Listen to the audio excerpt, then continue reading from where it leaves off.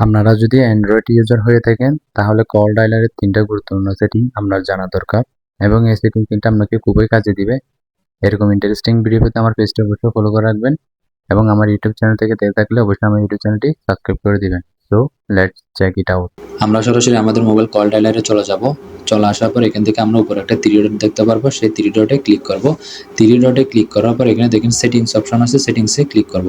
সেটিংসে ক্লিক করার পর এখানে দেখেন উপরে লেখা আছে যে কলার আইডি এন্ড স্প্যাম, আমি সেখানে ক্লিক করব। ক্লিক করার পর এখানে দেখেন লেখা আছে see caller and spam ID, আমি দুটোটা অপশন এখান থেকে অন করে দিব। অন করে দেওয়ার পর নেক্সট টাইম থেকে যদি আপনার কোনো ধরনের স্ক্যাম কল আসে তাহলে সেই ক্ষেত্রে কিন্তু আপনাকে জানিয়ে দেওয়া হবে। এখান থেকে ব্যাক দিয়ে একদম নিচে চলে আসবে। নিচে আসার পর এখানে দেখেন লেখা আছে যে কলার আইডি অ্যানাউন্সমেন্ট, আমি এখানে ক্লিক করব। ক্লিক করার পর এখানে দেখেন লেখা আছে যে অ্যানাউন্সমেন্ট কলার আইডি, আমি সেখানে ক্লিক করব। ক্লিক করার পর এখানে দেখেন নেভার দেওয়া আছে, আমি অলওয়েজ সিলেক্ট করে দিব। সিলেক্ট করে দেওয়ার পর নেক্সট টাইম থেকে যদি আপনার মোবাইলে কোনো ধরনের কল আসে তাহলে আপনি যদি মোবাইলের পাশেও না থাকেন আপনাকে অ্যানাউন্সমেন্ট করে জানিয়ে দেওয়া হবে। আমি এখান থেকে ব্যাক দিয়ে দিব। ব্যাক দেওয়ার পর এখানে দেখেন নিচে লেখা আছে যে ফ্লিপ টু সাইলেন্ট, আমি সেখানে ক্লিক করব।